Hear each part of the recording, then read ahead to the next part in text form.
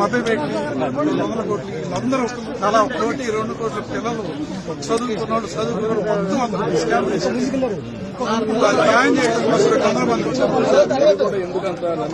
అట్లా నమ్మాం సార్.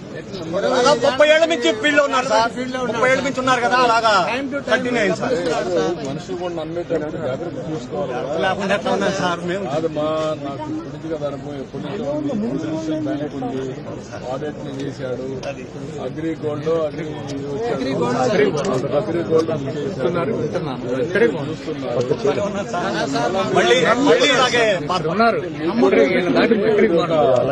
ఒక రోజు కష్టం వస్తున్నా ఒకడు మోసం చేశాడని తెలిసినా మళ్ళా టెంప్టేషన్, ఆ టెంప్టేషన్ తో తప్పులు చేస్తాం జీవితాలు.